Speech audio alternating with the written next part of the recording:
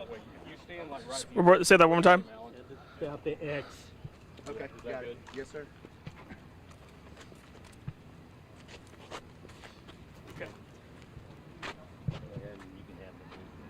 Thank you. I'll hold it. Okay.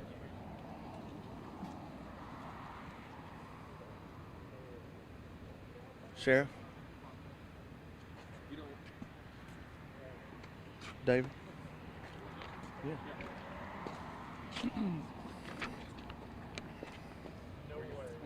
Which way you want to be?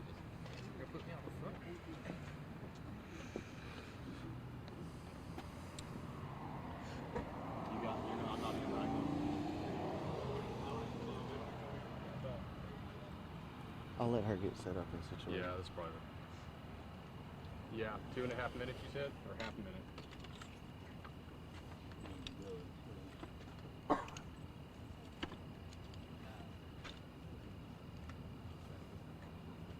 You're probably gonna want to bunch up here with me. You're welcome. Take your time. Don't be fussy. We're waiting on the KLTV, so just, K2K. Probably about 30 seconds to a minute. That's going to be longer than that down in their backpack hooked up. Need to go and they can join us in that. I'll let you know when the news is starting. Okay. That way you at least have a. Yes, sir. We're still live? We're Yeah, we're live. live. We're just not on TV yet. Okay. Ready in like 30 seconds. Oh yeah, no, we're rolling. 1, 2.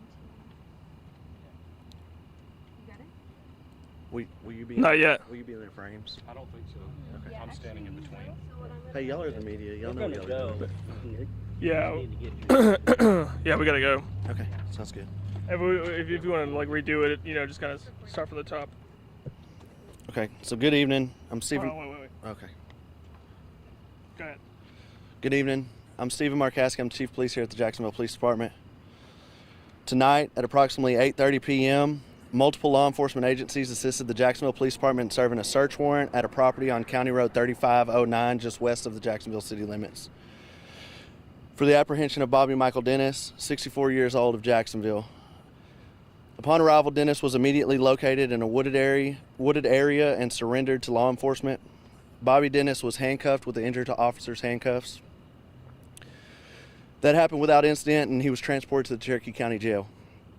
He is charged with the following offenses: attempted capital murder of a peace officer, first-degree felony; interference with police service animal, state jail felony; and 2 counts of obstruction retaliation, third-degree felony.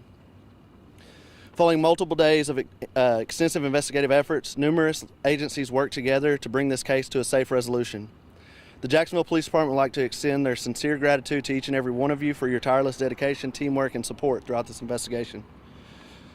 We extend our sincerest gratitude to the Cherokee County Sheriff's Office, Texas Department of Public Safety, and Texas Ranger Division, Texas Parks and Wildlife Law Enforcement Division, our federal partners ATF, FBI, U.S. Marshals, the Kilgore Police Department, Bullard Police Department, Tyler Police Department, Smith County Sheriff's Office, Jacksonville Fire EMS, and multiple other supporting agencies.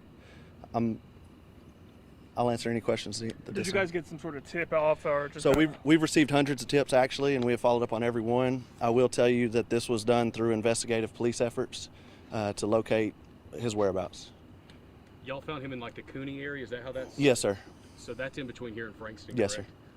Y'all had about, I would say probably 40 or so patrol units that we saw kind of convoy get together. Y'all were blocking off traffic moments ago. Yes, sir. Yeah, guys, if you're joining us now, we're with Chief Steve Markasy. If you're joining us now, Chief, y'all had a convoy of about 40 or 50 people. What all did it take tonight to get this suspect? I know this has been 4 long days for y'all. Yes, sir. And this was a local manhunt that turned into a statewide manhunt really quickly. We saw the governor get involved. Yes, sir. What all went in tonight to get this suspect in custody? So 2 things. This turned out to be nationwide, and I promise you there's more than 50 cops there. What that took was, it took a lot of hard work, a lot of dedication, countless hours. I can tell you that nobody that I named off in that list has had very much sleep in the last 4 days. So yeah, we're going to take that many people because he shot one of my officers. You said a minute ago that the handcuffs that were used to arrest him. Can you say that again for us? Yes, sir. They were the injured officer's handcuffs.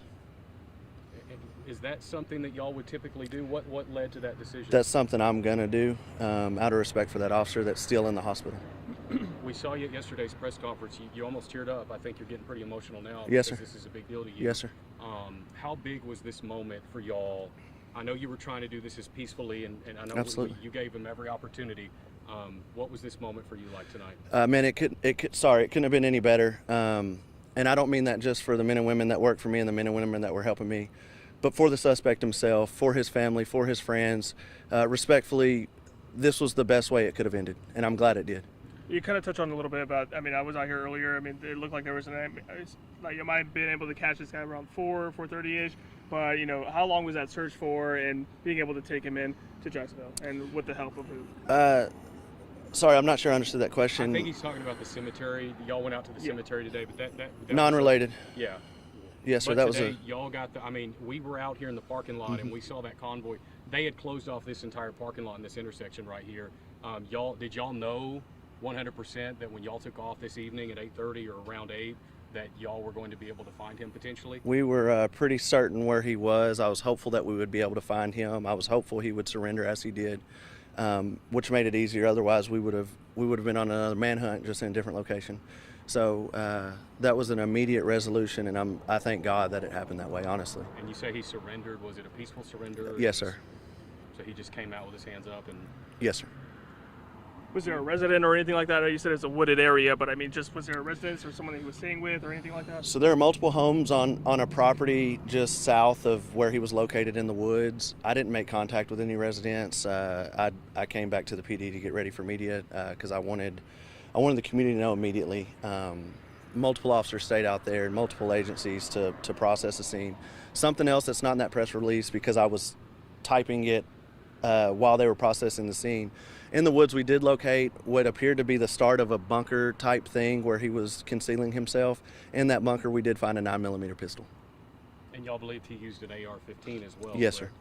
So he had multiple guns potentially? Yes, sir. As y'all got there tonight? Yes, sir. What would you like to say? I know that you had mentioned some of the folks before our broadcast started live here at 10 o'clock. You got the sheriff here with you. You got a bunch of people that have been in part of this search. Yes, a couple things. Despite the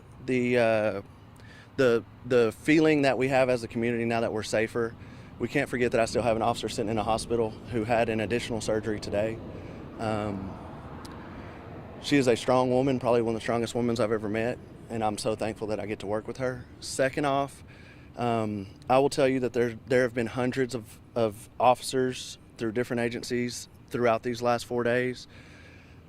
When I got the call, the first person I called was Sheriff Brent Dixon, and I told him I need you. That's the only person I called. Everybody else came on their own will. Sheriff Dixon has been by me every minute of this, early mornings, late nights, little sleep, no sleep. He has not left my side. I'm very thankful for him. I'm very thankful for the Texas Department of Public Safety. Those guys are rock stars, and they're the best at what they do. Y'all, you've got a few charges that he's being faced with. Yes, sir. Have you spoke to the district attorney's office? I mean, have y'all even had a chance to talk about like how this prosecution is going to look like on this? Very little talk with the district attorney's office. They will be the ones prosecuting this, so there are things that we would like to avoid. For instance, the body camera video. For this to be prosecuted in Cherokee County, where I want it to be prosecuted at, that could hinder that, which is another reason the body camera hasn't been released, but also out of respect of my officer. That video shows her running for her life while 20 rounds were being fired at her, approximately 20 rounds, with her back to the suspect running away from him. My officer doesn't have to live through that while she is sitting in a hospital bed. That's my decision, and I understand that the community would probably like to see the video, but I can tell you we didn't shoot at any citizen. We didn't do anything wrong. I don't have to make that social media content. Yeah, I mean, talking about social media, I mean, there's been a lot of comments, but regarding the video, regarding how long this manhunt has taken, just kind of what would be your message to the viewers now? Yeah, so just as far as that go, my job as a police chief is one to let the community be aware of what we're doing and let them know what's going on in our city. It is not my job to entertain misinformation on Facebook. I have not had time to be on Facebook, but obviously I hear what's going on. My job is to produce facts, which is what I've done this whole time. I respect opinions of others, and if they don't go along with the facts, there's nothing I can do. But I've provided you with facts since day one. The story hasn't changed. I had an officer that was shot. I had a manhunt for Bobby Dennis, and now I found him, and that is all in the press release. She was not there. She was not sent by anybody in my office to go serve a warrant. She was doing really good police work because she's a really good officer. She knew he had a warrant. She moseyed by the address. He was there. She got out because she's not a coward. Have you told the officer that her shooter has been caught? She was the first phone call I made. Are y'all suspecting anybody helped him during this time that he was on the run?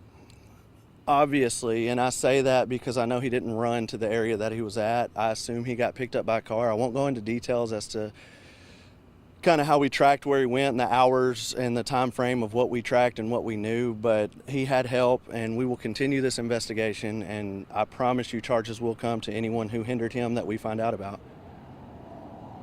Anything else you want us to know? No, I do thank God that this ended the way it did. We have the best police department.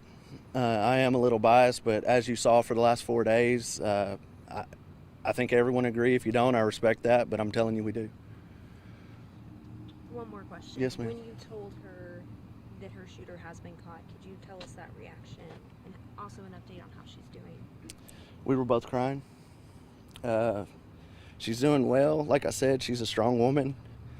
I went and visited her and her husband. It was good spirits, which was great. I mean, I think they were probably better off than I was. They're handling this well. I do know that in days to come it's going to be very hard for her, but we're here for her. And the canine is also expected to make it. The canine's expected to make it. The canine did need multiple surgeries also. He is at home with a coworker, another officer, being taken very well care of. All right. Thanks, Chief. Thank you. Thank you. Thank you. See you now. Alrighty, guys. So we just heard from the Chief of Police of Jacksonville Police Department, Steve Markasy. Let me get out of the way because you're seeing some emotion that is played out on the street tonight. Lots of hugs, as I mentioned, around 8:30, 9 o'clock. We're starting to see several.